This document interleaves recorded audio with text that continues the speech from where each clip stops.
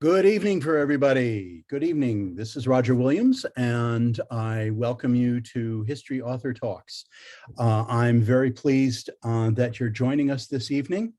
You can get to the Olympics in just a little while. We have something much better and much more exciting for you right now.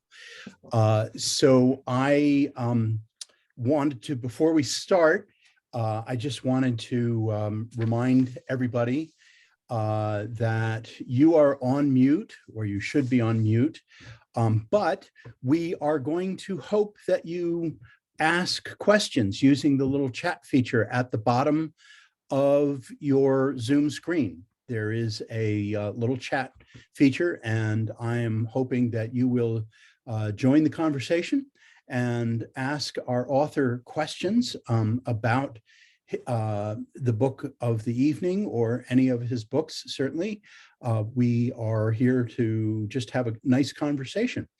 I am also very pleased, as you'll see the logo over my shoulder, my right shoulder, I guess it is, that our guest this evening is my partner in 10crucialdays.org. We give tours of Washington's Crossing and the battles of Trenton and Princeton. So I have learned a lot from this fellow, and tonight you will too, which is really terrific. Now, before I introduce our guest, I also want to let you know that all of his books are available at the History Author Talks bookshop.org website, which I will put the link in the chat so that you can purchase not only the book that he's talking about tonight, but also his earlier books. So with that, I would like very much now to introduce our guest. I have with us tonight Larry Kidder. Larry received his bachelor's and master's degrees from Allegheny College and served 4 years of active duty in the United States Navy before and after the Vietnam War. Larry is a retired high school teacher who taught for 40 years in both public and private schools. He considers teaching both to be his vocation and his avocation. For more than 20 years, Larry has been a volunteer at Howell Living History Farm, part of the Mercer County, New Jersey Park System in Hopewell. And for varying lengths of time, he has volunteered as a historian, interpreter, webmaster, and draft horse teamster. Larry is active in historical societies in Ewing, Hopewell, Lawrence Townships, New Jersey.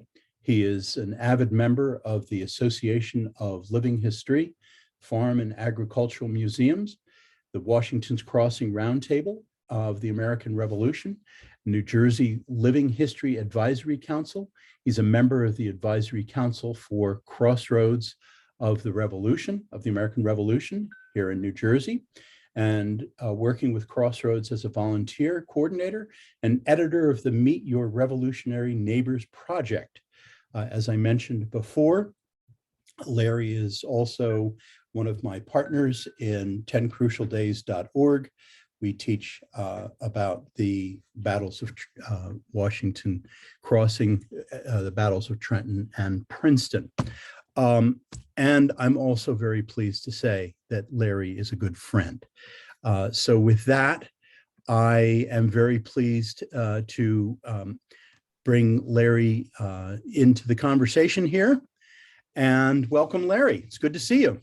Good. Hi, Roger. Thank you. Good to see you.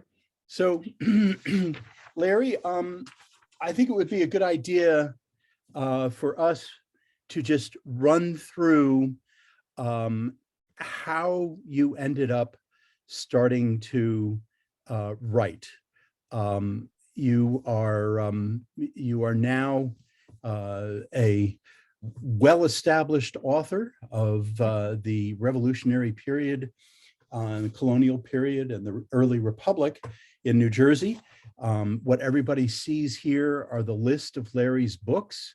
that are available at historyauthortalks.com. I'm going to take this little link here and put it in the chat feature for all of you to see if you want to purchase his books. But tell us how you got into writing, and let's sort of run through the various books that you've written. Okay, well, I've always enjoyed two things aside from teaching. I mean, teaching's the number one thing, but there's many ways to teach. And, I did the classroom routine for, 40 years or so. And in retirement, I consider myself to be continuing to teach by doing the research and the writing. I'm one of those crazy people that really loves both aspects, not just the research or not just the writing, but I can get a great day from either side. I started really writing because of my associations with Howell Farm and doing some background research on the history of that farm. If any of you ever been there in Hopewell Township to Howell Living History Farm, you know that it's a county park, but when the county got the land, they didn't have to create a farm there. There'd been a farm there since the 1730s. And so it opened up in the 80s, and they needed to do research to find out the history of the farm. And I got involved in that. And some of those things led to either short writings or book length writings. And then, Howell Farm represents the time period 1890 to 1910, which isn't the American Revolution. But I got into the American Revolution because of my work at Howell Farm. And that happened because of Workhorse Barney. Roger mentioned that I do work with the draft horses there. And Barney was borrowed by a Revolutionary War reenactment group to pull their cannon at reenactments. And they wanted to give back to Howell Farm by doing a Rev War weekend program. But of course, it was out of our time period. So I was tasked with finding out what was going on in the Howell Farm area of Western Hopewell during the Revolution. And if the reenactors would help us interpret that, then we would do the program. So I had to do some research for a Saturday and Sunday program, and that turned into a book. Okay, wasn't just background for that one program. It turned into my first book on the Hunterdon County Militia, people harassed and exhausted. Now I'm going to interrupt here just for one Yeah. second, because I want to let everyone know that this is the best single volume to learn about militia activity. Now, it takes place mostly in New Jersey, but if you really want to understand how militia worked during the American Revolution, the focus is on New Jersey, but there are absolutely manners in which you can translate into all of the different states. So it's a wonderful, terrific book. Okay, thank you. And from that, whenever you do research, you run into all kinds of stuff that you can't use in the current book, but that is so fascinating, you want to carry on with it. And that's what led to the next books, book on Trenton during the Revolution, then the 10 Crucial Days of the Revolution, and then Princeton and the Revolution. As an historian, one of the things that I enjoy most about helping people understand is how events in history affected individual people, ordinary people, not just the generals and the presidents and the people who make it into the history books by name and their actions in some detail. But there's a whole lot of people out there who in some cases benefited, in some cases suffered, who had to make choices in their life and then live with those choices in order to survive in whatever the situation of the world that they lived in at that time. So I wanted to elaborate on that for people in the Revolution period to understand it as a human event and not just a political or economic event or military event. So it's what's interesting about Larry's books is, as he's just mentioning, while 10 Crucial Days certainly is the book of the Washington Crossing, the battles of Trenton and Princeton, and there are elements of the battles in both Crossroads of the Revolution, which is the biography of Trenton during the Revolutionary period, and Revolutionary Princeton, which is the biography of Princeton during the Revolutionary period. What you learn really is the social history. How did people live? What were people doing? How did they get there? How did these conflicts affect their lives, their livelihoods, their families? How did it affect the area? So it really puts context into conflict. And I think, and they're very well written. I like to, I look at Larry's work. Any good historian, and Larry has been noted by other historians. Larry, by the way, other historians come to Larry to ask questions about what went on in the revolution in New Jersey, and of course, more battles and skirmishes happened in New Jersey than any other state during the revolution. So, Larry's a busy guy because he's got a lot of historians asking him a lot of questions. And for those of you who might have a son who is a reporter for the New York Times, might appreciate that Larry is a reporter for the Revolutionary period. That's a shout out to one of our members of the audience there. So anyway, so I'm just giving you sort of a sense of what Larry's work is all about. And after Revolutionary Princeton, Larry started work on the newest book that has just come out. And Larry, why don't you tell us how you came to write this newest work? Well, I'll try to keep this a little short. The book is about a free Black man who was born in New Jersey, spent the vast majority of his life in New Jersey, but he did live in other areas of the Northeast because of various events in his life.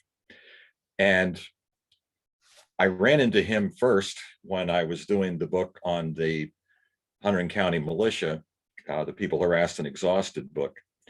And he was one of those people that I came across who didn't really fit into the scope of that book.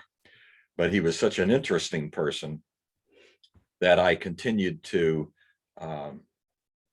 check into what I could find out about him. And he just became a person that I really got to the point where I just wanted to sit down and talk to him because he experienced so many interesting things. And at the same time, he had to suffer in a society that enslaved most people that looked like him, even though he was a free man. And it's a bigger story than just slavery for the Black history at that time period, because there were free people and we don't often think about them. So that was another thing that kind of was in the back of my mind to help develop the story of Black history in a direction that people really hadn't perhaps thought about before. And then I also got involved with the musical about the crossing and the 10 Crucial Days. This would be a Broadway type show that was being written and produced.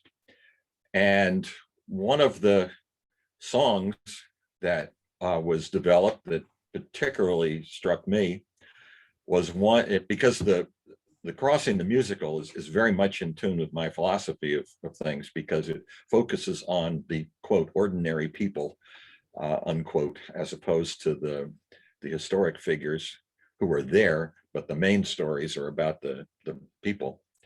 And the song is sung by the cast and basically says, what we do is going to be remembered. I mean, they knew working with Washington and the events that they were going through, these were going to be significant. But then they would always come back and say, but will they remember our names? You know, they'll know what we did, but will they remember us as human beings? And I really wanted to not just, go along with all of the characters that the author and the composer came up with, but they wanted to have a Black character, at least one. And I had suggested Jacob Francis to them, and they just jumped right on it because he was such an interesting person with an interesting story. So then I really wanted to get Jacob's name out there and have people remember his name as a participant in the revolution.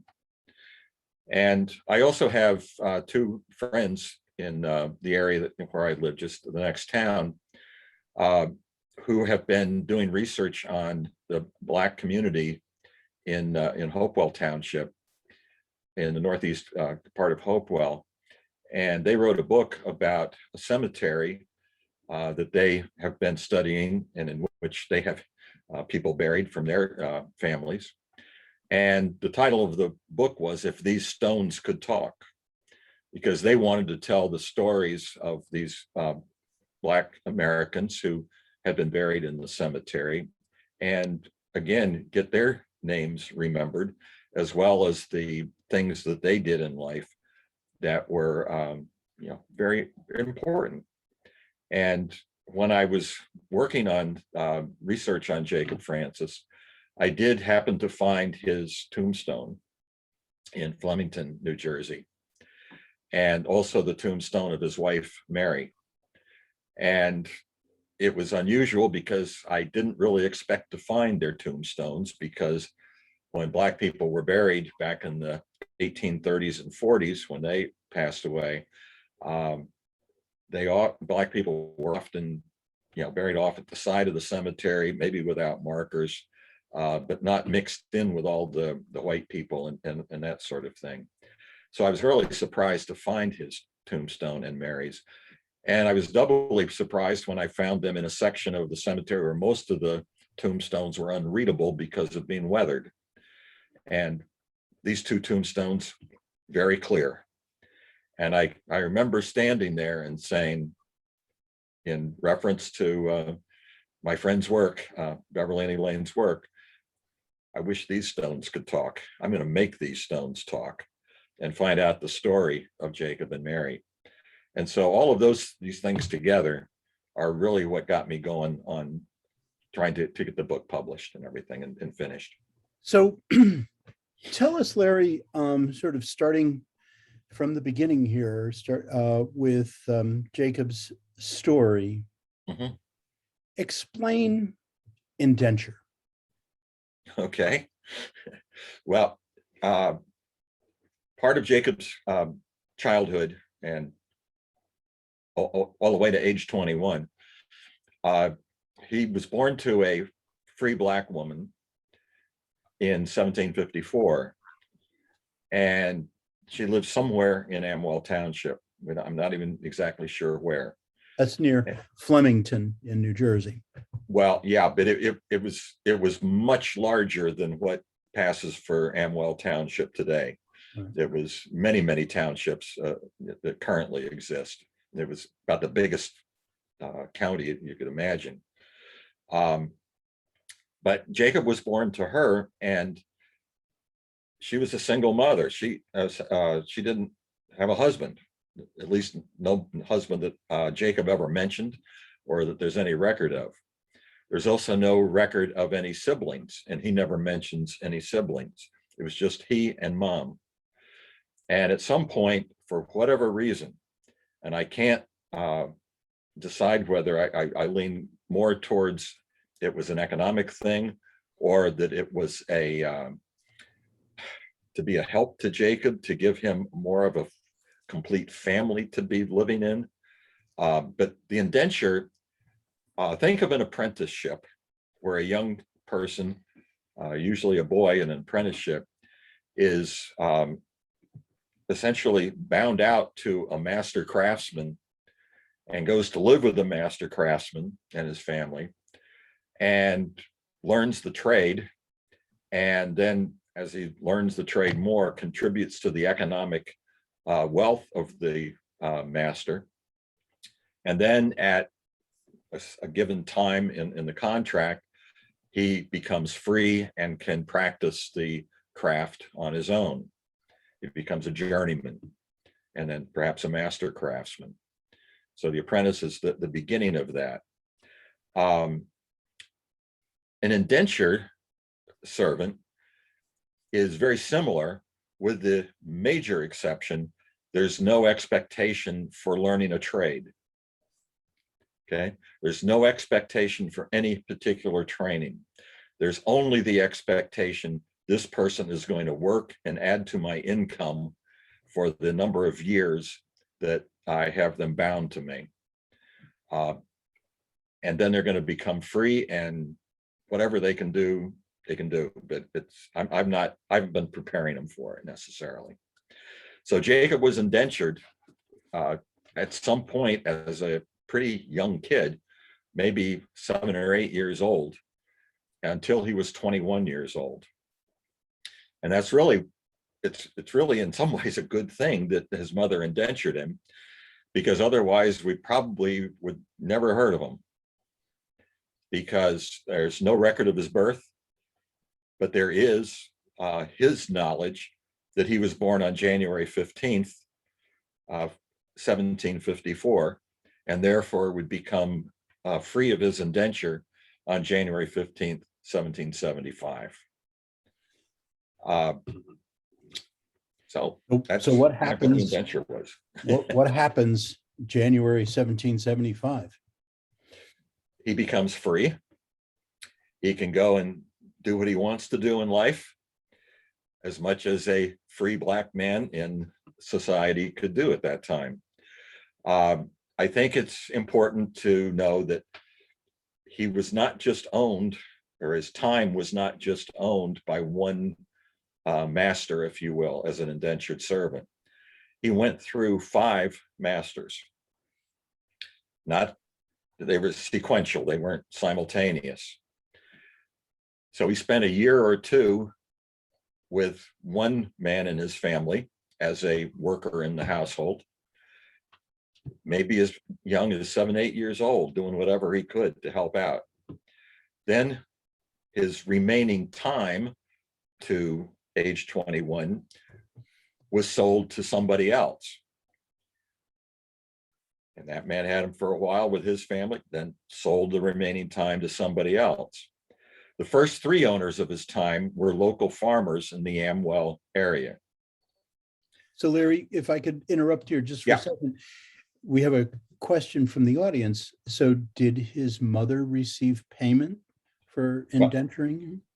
Yeah, that's a great question. He never mentions whether his mother did get money. That was the normal routine for indenture. I probably should have given you before, and maybe this will help. The typical indentured servant at that time was a white person and an immigrant. And they had become an indentured servant because they wanted to come to the colonies and they could not pay their ship passage. So they would sign onto a ship with the captain with the understanding that when they got to a port in the colonies, the captain could essentially auction them off to potential indentured servant owners. And you would work for that person for X number of years, whatever was contracted for, in order for that person who bought your time to pay the shipmaster for your passage.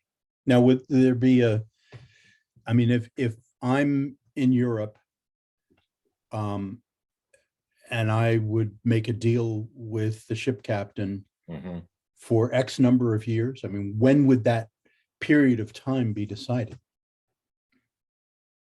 At the auction, when your time was sold. I see. Okay. So, so Jacob obviously didn't come from let me get back to his mother and the sure. payment.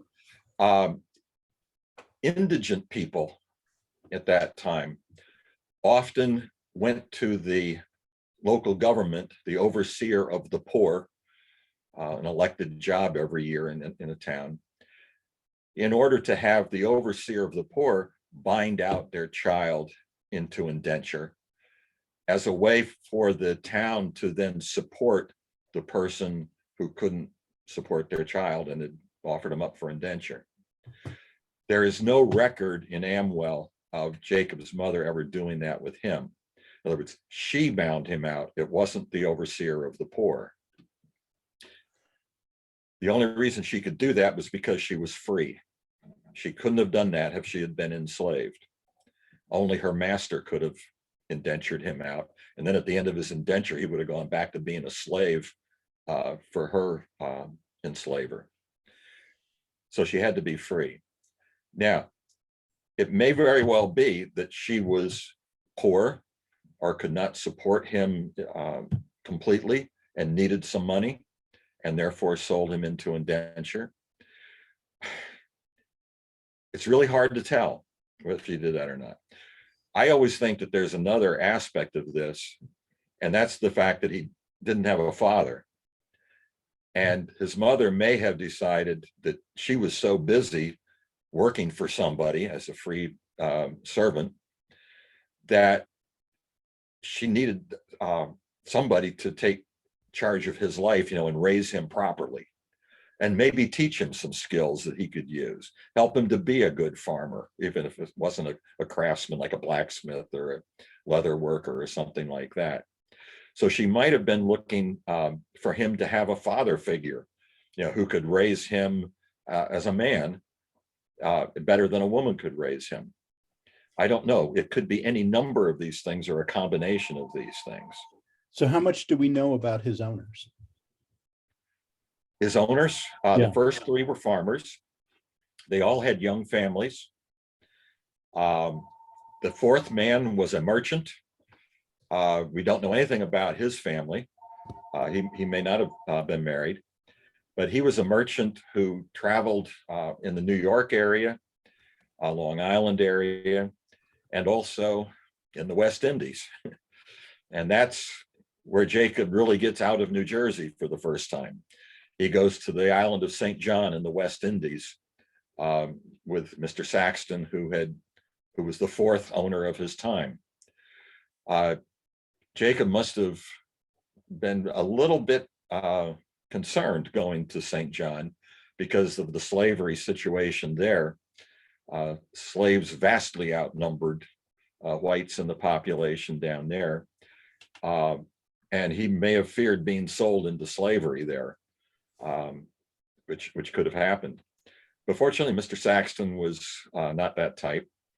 And after about 8 months or so in St. John, Mr. Saxton put both of them on board ship, and they went to Salem, Massachusetts, another area that Mr. Saxton worked with. They got to Salem in November of 1768.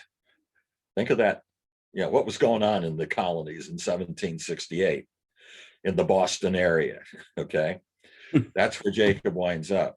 He's going to be there for 6 years, and he's going to have his last 6 years of his indenture purchased by a man named Benjamin DeLand, who was a merchant in Salem and had a large family and also had a number of servants, some of them enslaved, some of them indentured.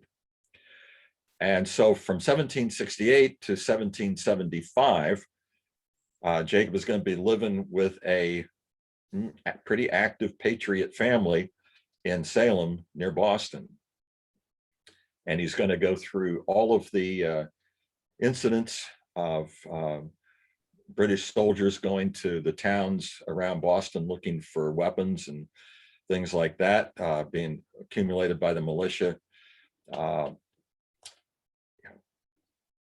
all kinds of different things. In fact, the governor of Massachusetts, the royal governor, actually put up his office in the Salem area and had a couple of regiments of British soldiers there after the port of Boston was shut because of the coercive acts, because of the Tea Party.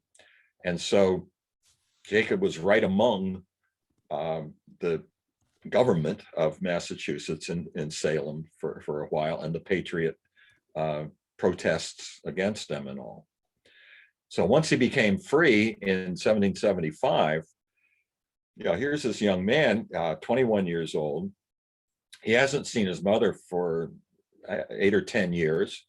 He hasn't been in New Jersey for that long. He's illiterate, so he hasn't been writing to people and getting letters from people. He's just been establishing himself with the land, family, and employees in Salem. For him to travel back to New Jersey as a single Black man would have been very difficult. People would have suspected he was a runaway slave. So he would have had, some trouble. So he stuck around Salem for about 10 months and did odd jobs. I believe many of them for Mr. DeLand. He may have continued to live with Mr. DeLand. They seem to have gotten along pretty well. But then he decided to join the Continental Army in October of 1775. And he made his way from Salem to Boston, to Cambridge, right outside of Boston. And the Continental Army had been, forming there since June or so of 75, when Washington became commander-in-chief. And they had the British bottled up under siege. And so it was an ongoing, active military campaign when he joined the Continental Army. He's going to join a Massachusetts regiment that was stationed at Cambridge and had a lot of men, I believe, from the Salem area. The colonel who commanded the regiment had grown up in Salem, although he had lived in some other places too. So there were some ties there. And this is, like I say, October of 1775. You want me to get into the problem that he had enlisting? Well, yeah, it's a pretty significant problem. I do. And we'll keep this story going, but I want to be sure that we also, that you give us a sense of the Black population in New Jersey, specifically. I mean, we Northerners have this vision that, all the slavery was taking place down south. I think it would be a good idea, and perhaps even up in Massachusetts. I mean, what was the Black population in New England and in the middle colonies? And we also have a question from Bill Ritchie, who is the senior vice president of the District of Columbia Sons of the American Revolution, who asks what percentage of Washington's Continental Army consisted of free Blacks or slaves. So those are a lot of questions in there, but I think it's important for us to sort of understand what the population around here in Massachusetts and middle colonies that Jacob was dealing with. Yeah. Well, the middle colonies and the New England colonies were not like the Southern colonies, and certainly not like the West Indies in terms of the Black population. New Jersey definitely had a significant Black population. New Jersey being divided into East and West Jersey. East Jersey had much more slavery than West Jersey did for various reasons. Most of the Black population was enslaved. There were some free Blacks, obviously, Jacob's mother, for example, but they at the time Jacob was born, they were kind of few and far between. By the time of Jacob's death in 1836, everything had reversed itself. There were still some slaves, but the majority of the Black population was free by that point. But there were definitely still enslaved people. I think one thing for people in New Jersey to understand is that New Jersey was probably the northern state most like the southern states in terms of enslavement. New Jersey sort of got rid of slavery in the 19th century, but they never really abolished the practice of slavery until the amendment to the US Constitution, 1865. They started to gradually abolish slavery on the personal basis, not as an institution, but for individual people in 1804. But New Jersey still had enslaved people in 1860 because of the way that system worked. There weren't very many, but there were still some. I think it's also important to know that in New Jersey, you didn't have large plantations with gangs of slaves. You had relatively small farms, family farms, that might have a small number of slaves. If they had 6 or 8 slaves, that was, a pretty big number. Some businesses, like in the iron industry and that kind of thing, they might have gangs up to, a dozen or more, maybe into the 20s, but that was very, very rare. Most enslaved people lived with their enslaver, not in separate quarters. So just one quick thing, you mentioned East and West Jersey. For those who are not in New Jersey, I flashed this map here. If you can see my cursor, this is East Jersey. Today it's North Jersey, and over here is West Jersey. Larry mentioned that most of the slavery was in East Jersey. Most of the families in East Jersey were either Anglican or Dutch Reformed, whereas in West Jersey, they were either Quakers or Presbyterians, just generally speaking. I mean, obviously it's not hard and fast, but Larry, explain the relationship between slavery and Quakers. Well, the Quaker belief system believes that all people are equal, okay? And the Quakers actually started working towards abolition in the late 1600s. I know that sounds really far back when you think about when slavery was finally abolished in the United States. The Quakers had been working on this to try to eliminate slavery, at least among their members, if not the colonies at large. They had not completely succeeded by the time of the Revolution, but they were getting there. And there were a lot of enslaved people who were freed during the time of the Revolution. One thing I've always wondered is whether Jacob's mother had been one of the early slaves freed by a Quaker slave owner. And that's why she was a free woman, but just don't have any evidence of that. But that's certainly one possibility. So going back to Senior Vice President Ritchie's question, what about Blacks, free and enslaved, that served in the Continental Army? Okay, you have to look at that by time period. Early in the Revolution, there were definitely Black people, Black men in the Continental Army, most of them in New England regiments. Going back to the Black population in New England was certainly still enslaving people at this time, but the number of enslaved people, the whole system of enslavement was quite different and not nearly as tight as it was, say, in the South.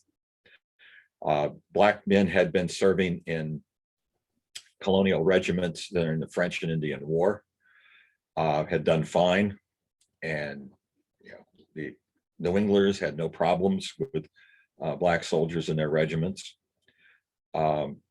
Washington did have problems with them doing that. So in the very first years, Washington was really trying to keep Black men out of the Army.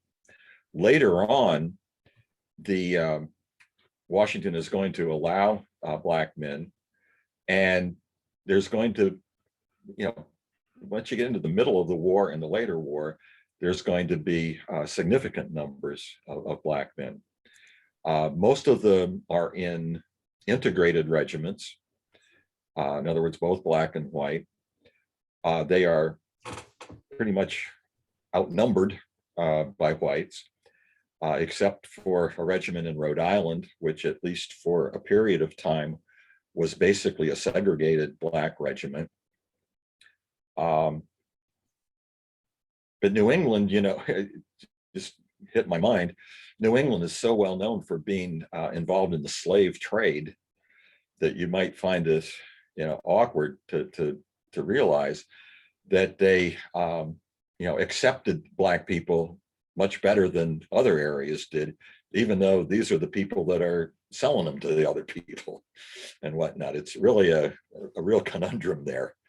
But it's not unusual that Jacob would have been able to get into a Massachusetts regiment at a time when Washington was trying to keep him out.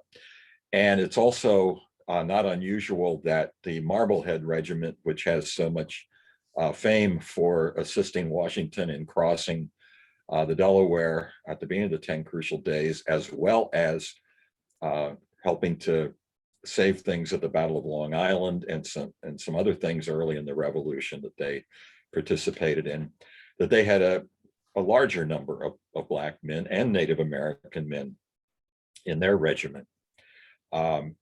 I think if you were to look at the 1776, early 1777, probably every New England regiment had Black soldiers, some more than others. Now, when you take a look at the whole war, the numbers that you usually see are anywhere from about 5,000 to 8,000 Black men having served in the Continental Army. I think that's a very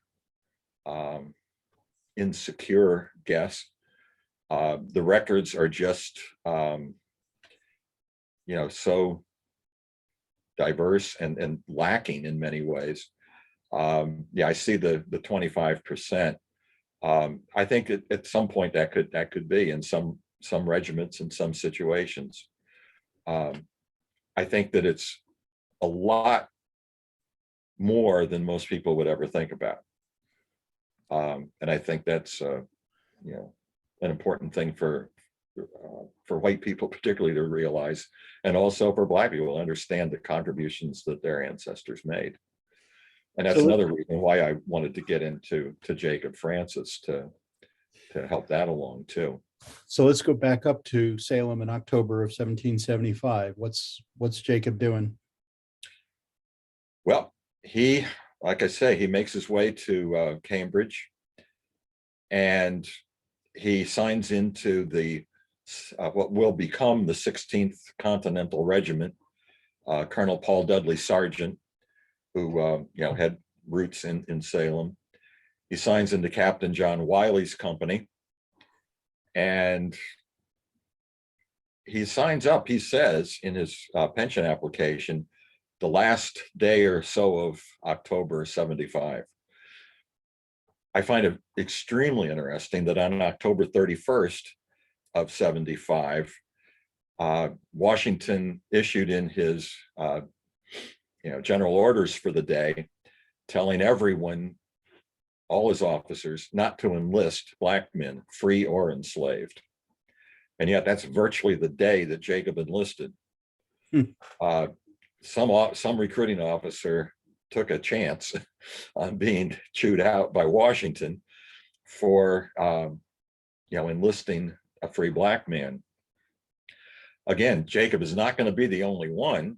There's going to be other black men who are already in the Army. Black men have been noted for their contributions at Bunker Hill and other, Lexington and Concord, throughout the activities up to that point. And Washington had been kind of arguing with his officers about the inclusion of black men. His New England officers were much more likely to say, come on, George, these guys have done well for us in the French and Indian War and the militia, et cetera, you ought to go with them. And, Washington refusing up to a point. I think it's one thing that's important to know about Jacob's first 2 months in the military, basically November and December of 75, he kind of lived with the understanding that he could be kicked out of the Army at any moment just because he was black. No other reason. But then on December 31st, right before New Year's, Washington changed his policy and in his general orders to the officers said, okay, any black man who's currently in the Army can stay, but does not recruit any new ones, any additional ones. Now that's going to change before too long also. And I think it's important to understand what changed George Washington's mind.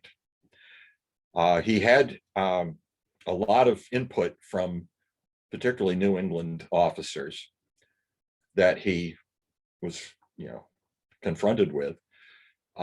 He had people who kept pointing out to him the brave things, the outstanding things that individual black men had done in the military back at Lexington and Concord, Bunker Hill, et cetera. And he also had the fact that he was having trouble recruiting a new army. Those of us that like the 10 Crucial Days story know that he was trying to get a new army together for 1777, a 3-year army instead of a 1-year army. Well, he was trying to get that 1-year army together at the end of 75 to fight through 76. And just as he was having trouble recruiting men for 77, and that's why he needed a good victory like at Trenton and Princeton, he was having the same kind of problem at the end of 75. And he was particularly having problems getting white men to enlist. There were a number of black men who wanted to enlist that he was trying to keep out. So the British, on the other hand, were definitely trying to recruit black men, particularly in Virginia area, but in other areas too. And Washington was concerned that enslaved black men might leave their owners and go to the British in order to gain their freedom. So if he could enlist them into the American Army instead, that would avoid that. So it was a manpower issue, even more than a civil rights issue, if you will, that made him change his mind and allow for the enlistment of black men. So how did Jacob end up? He was in the 16th Massachusetts. How did he get down here? Well, the 16th Massachusetts was in the Boston siege until the British left in March of 1776, after the cannon from Fort Ticonderoga were brought in and put on Dorchester Heights, and the British evacuated. Then the British, horsed around for a while, but then they went to New York around June and July of 1776. And Washington had removed most of his army from Boston and gone down to prepare defenses in the New York City area. And in July, he'd left some troops back, and that included Jacob's regiment, but then he brought that regiment also down to New York. So Jacob went through the campaign of New York He was on Manhattan during the Battle of Brooklyn. He wasn't directly involved in that, but indirectly. And then he was at the Battle of Harlem Heights and at the Battle of White Plains. And he was definitely engaged in those. After the Battle of White Plains, Washington brought his army across the Hudson and then retreated across New Jersey, followed by the British, particularly led by Cornwallis, and got to Trenton, crossed over to Pennsylvania. That when he did that, though, he left a large number of troops back in the White Plains area under General Charles Lee. And Jacob's regiment was one of those that got left back. So Jacob never did the retreat across New Jersey. But when Lee was finally convinced by Washington to cross the Hudson and join him in Bucks County, that's when Jacob's regiment came across. So he was with General Lee when General Lee was captured at Morristown. And then General John Sullivan took over and brought the troops to Bucks County and they arrived just 2 or 3 days before the crossing on December 26, 25-26. So Jacob was among those couple thousand Continental troops that Washington was waiting for in order to give him the troop advantage that he wanted to take on the Hessians at Trenton. And since I'm going to rush a little bit here because we only have a few minutes left, and what you will read in the Revolutionary World of a Free Black Man is the decision time that Jacob had to go through when Washington and his officers were looking to try and hang on to some of their army after the Battle of Trenton. Mm-hmm. We don't want to give away the rest of the story because it's absolutely lush to be able to read what Jacob's decision is and how his life unfolds with his wife and his children. And Larry, the researcher that he is, has managed to uncover just remarkable information about the life of a Black man and his family.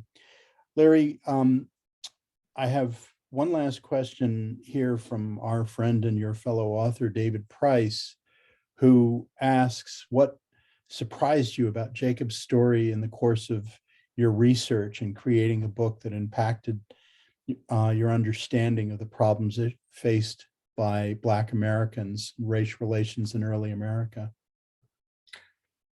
Wow, David, that's a in big question. Less. Yeah, I guess to really give you a short and hopefully solid answer, the thing that struck me most about Jacob's life was how I could see the roots for the problems that Black citizens of our country have today. The racism that he had to go through, and I'll use the word systemic racism because of the laws that were passed that restricted free Black people. Certainly he was not an enslaved person, but he was definitely not equivalent to a free white person in the rights that he had and the opportunities in life and that sort of thing. And he was able to overcome that and work through that in a way that I thought was just spectacularly human. He had his vision for what he wanted out of life, and he knew what the obstacles were to his achieving that vision. And he was just the kind of guy that stuck with things and survived the difficulties and the obstacles, and was able to, by the time of his death, be a well-respected person in his community, a community that was, even at the time of his death, not looking at the equivalence of Black people to white people. The church that he belonged to in Flemington, the minister was an active colonization supporter. colonization was attached to the abolition movement. And it basically said, yes, we'll free the slaves, but the free men will have to be sent to Africa as colonists to establish new countries in Africa, because they can't survive here. They won't, they don't have the capability of surviving here. And Jacob had to live through that, and yet have the same people who were saying that about Black people look at him and respect him and say, well, maybe there are some people that could survive here. And so I think he's one of the people that, you know, was helping to change things. But having said that, he had many white people that respected him and aided him and supported him completely. But he also, in all of his actions, ran into white people that either just wanted to stay away from him or put him down in some way. And, you know, when I look at our society today, I see all too much of that. So we've really only scratched the surface, and the comments that I always get back from the audience is that these programs are too short. The hours go by quickly. That's by design, because I want you all to just get a taste and keep coming back. We have some wonderful shows coming up. If you go to historyauthortalks.com, I have taped all of our programs so that you can look at any of the past shows that you may not have seen. There's also a tag up on the very top for the History Author Talks bookshop with proceeds that benefit the Sons of the American Revolution Genealogical Research Library. And I encourage you to look at that bookshop. They are the bookshops from each of the different programs. So they're really set up by either topic or specific authors, so that you can choose. And of course, at your local library, you can find many wonderful books, or visit and support your local historical organizations. Many of in our audience are members of the heredity organizations, the DAR, the SAR. If you want to invite Larry or any of my other authors, Larry's email address is just larrykidder@gmail.com. It's pretty simple. You can see he gives a great talk. So I encourage you to get in touch with Larry. I'm sorry I couldn't get to all of your questions, but you can reach out to Larry directly. Larry, I thank you for spending an hour with us this evening. We hope that our audience will go to 10crucialdays.org and see what Larry and I do, and perhaps help us in our work if you want to make a tax-deductible donation. And I look forward to seeing you all on future programs.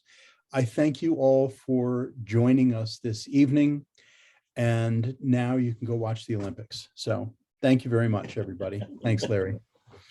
Thanks, Roger. Thanks, Roger. Thanks, everybody, for coming. Yep. You bet. Take care. Thanks, everyone.